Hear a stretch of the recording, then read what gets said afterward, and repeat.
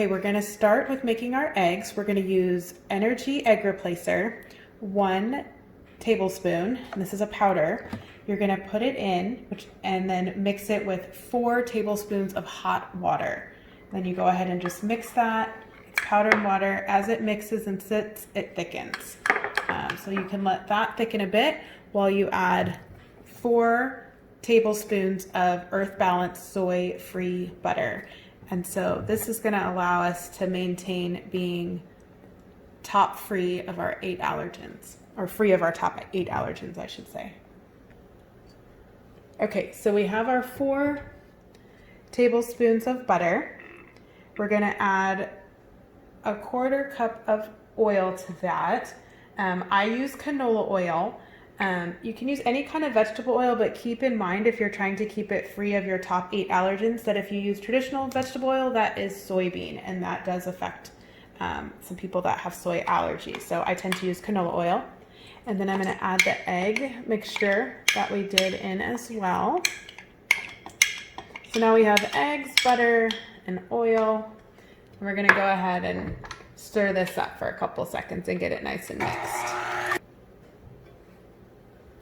Okay, so once that's stirred up, there could be a few lumps and stuff. That's okay, it's fine. Then we're gonna go ahead and add 1/2 cup of white sugar and 1/3 cup of dark brown sugar. Make sure you kind of tightly pack that. I like things sweet, so I pack it pretty tight. Oh. You can see that that is smoothing out nicely. And I am gonna go ahead and add, my kids really like cinnamon and sugar, so I am gonna add a teaspoon of cinnamon to that and a teaspoon of vanilla.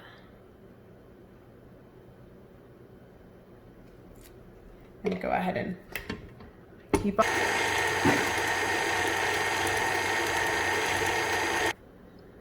Okay, so the next step, now that we have everything mixed, is we're going to add our all-purpose, our gluten-free all-purpose baking mix. Whichever kind of baking mix you choose, make sure that there is some xanthium gum in it. That will make sure that it can kind of rise up and all of that. I use a rice flour blend because, again, I want to be free of those top 8 allergens.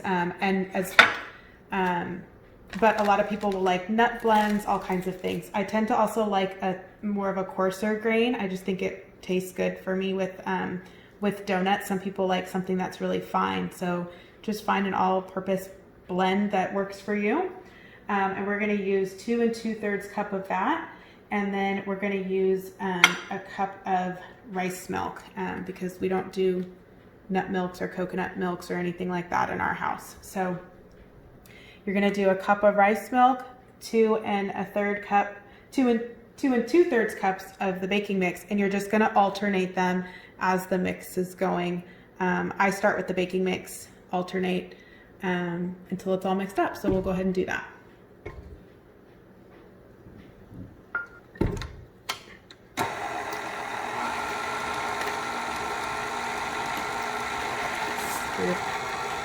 So I did a cup of the baking mix. Now I'll do a 1/2 cup of the milk. I also like to use room temperature milk too when I'm baking.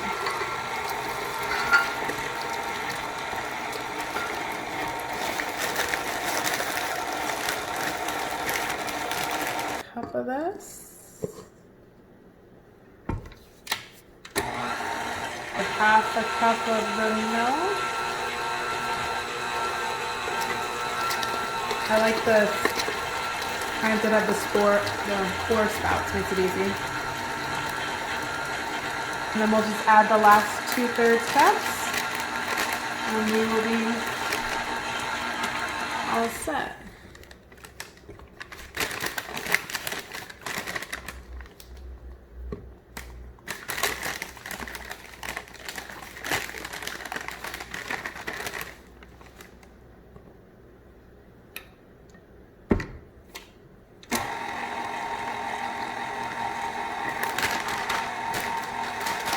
Okay.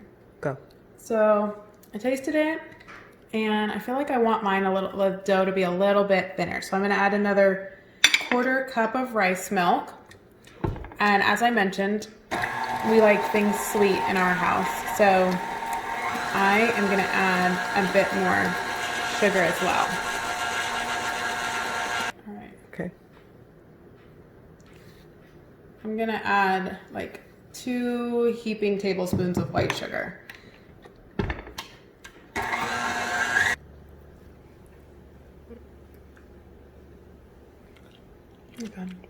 That tastes good. So, Yeah, it did need a little bit more of the sugar in it. If you're looking for something sweet, it wasn't quite sweet. if you haven't already, you're going to want to preheat your oven to 425. Should have mentioned that in the beginning. We did do that part. And then you are going to want to take your baking dishes. So this is a donut pan. And you're going to want to spray it with cooking oil. Spray it or wipe it down. I'm going to use a canola oil spray. And then I'm also going to make a couple little buntinis just to kind of mix things up. So I have a bundt pan for that. But you can use just your donut pans as well. So you're going to want to get your bowl ready for your mix, bring it over, and spray your pans. Okay, so some people will choose to use like piping bags or other things to kind of make this all nice and pretty. My family's not picky, so I just use a spatula. You do want to be mindful that donuts do rise, so you do not need to like overpack your little holes or whatever you want to call that. Just put it in and move it around.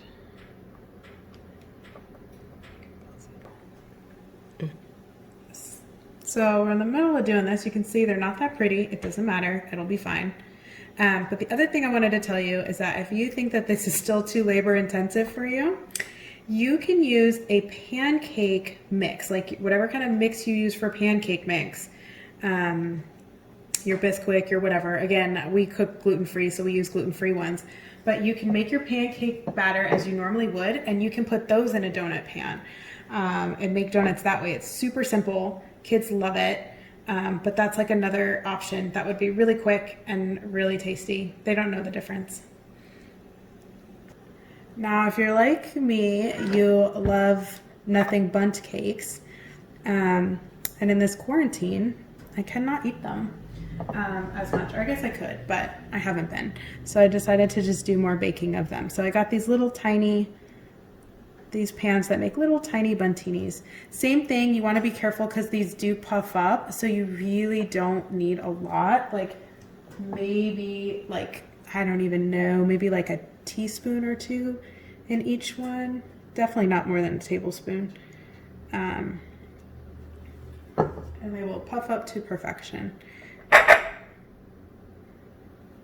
I do have one that I did get on Amazon. Okay. Where'd you get this pan from?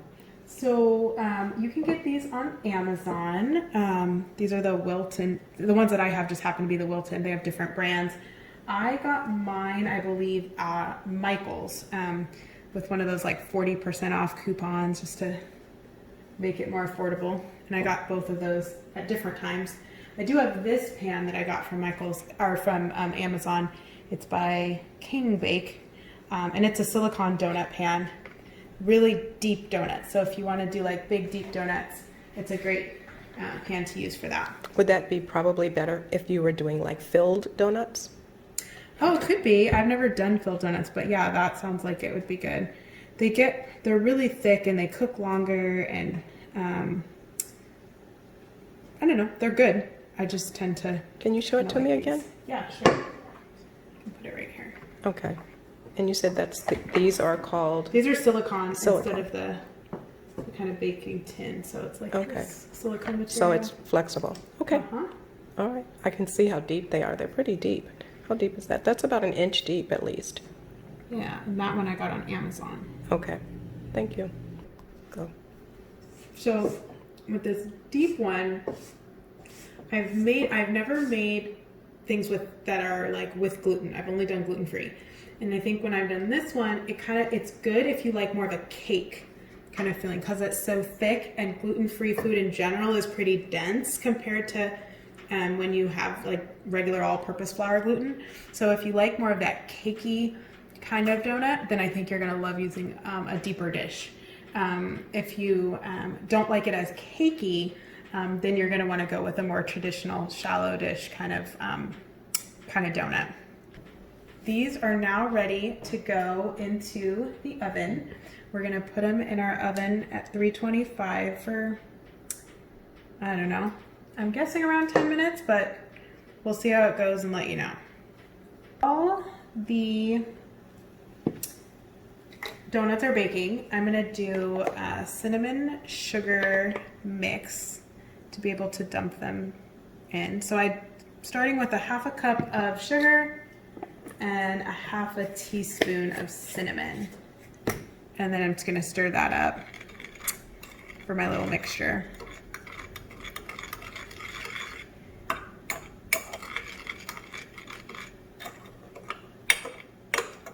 The other thing I am doing, actually I think I might put a little bit more cinnamon in that.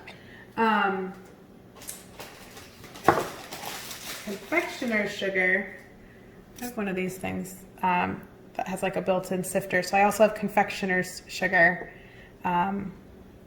There's something that's called, you might know, it's like non-melting white sugar. And it's like confectioner's sugar, but when you put it on things, it will, like your donuts and your pastries, when you put them on, when they're a little warm, it's not gonna melt.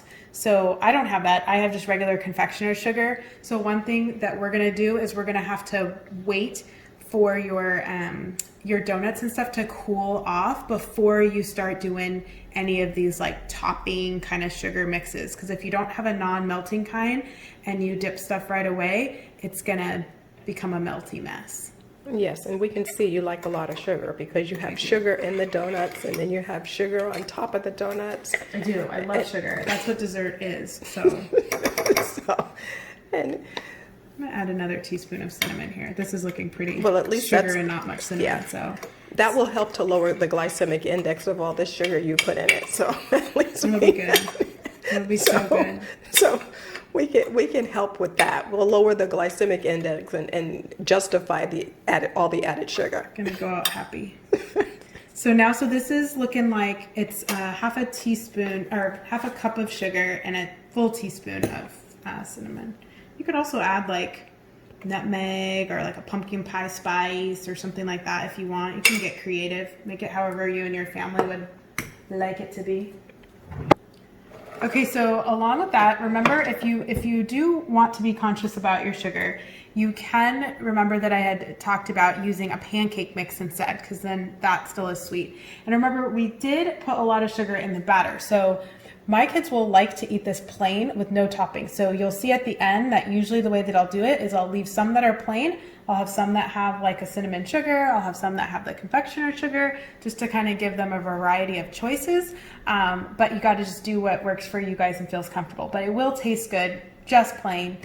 You don't have to keep adding more sugar. I just like to.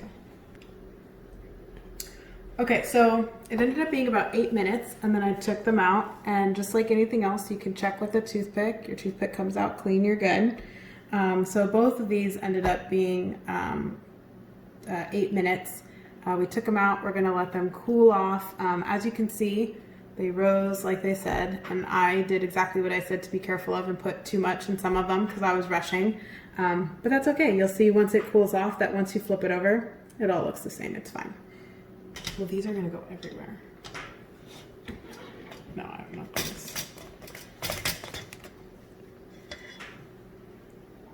Okay. So you dumped them out like little poppers. Yeah. They're cute. I'll just let them cool off. Mm-hmm.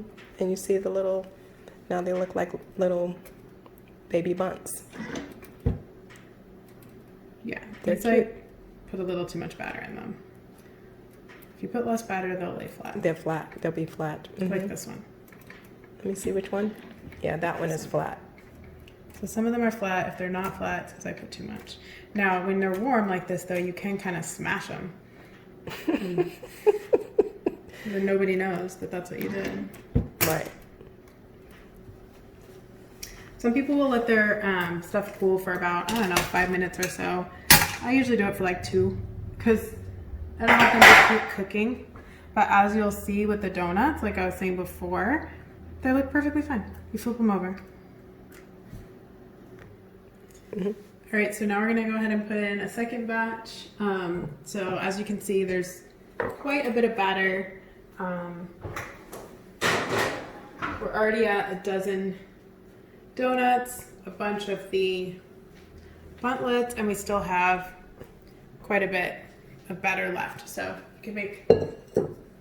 Well, the kids were already in here and they have removed some of the little baby bunts. They did. And they actually liked this recipe the way it is and said that it doesn't need any more sugar and stuff. So as we mentioned before, you don't even have to do toppings and kids will like it. But once these cool off a bit more, we'll show you how to do the toppings in case you want to add some. Mm-hmm. Okay, so these have been cooling for about 5 to 7 minutes. And I'm just taking them and mixing them in our cinnamon sugar mix, and then that will give us a little cinnamon and sugar option. I'll do the same thing with the donut. So you're doing it where it's still kind of lightly warm to the touch. It's not completely cool because then the cinnamon and sugar won't stick. But again, you don't want it to be so warm that everything just kind of melts. And you put parchment paper underneath this rack. I put a little sandwich sheet, yeah. A sandwich sheet? I didn't want it to like go under, but you can actually, if you want to like not be as wasteful, you can like put your tray on a pan, like on a cookie pan, a cookie sheet, and it'll catch whatever drops below it. So that is what you do for the cinnamon sugar. For your confection sugar, I have a sifter like this. Just move some of these out of the way. And you just kind of pop it on top as much as you like. So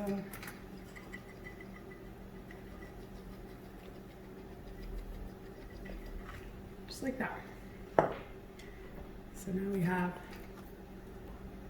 cinnamon and sugar, powdered sugar, and then our just traditional plain options.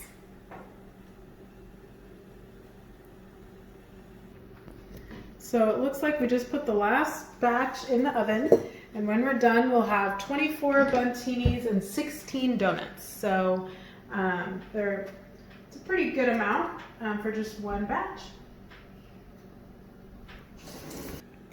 Okay, Nicole, thank you for showing us how you make these donuts.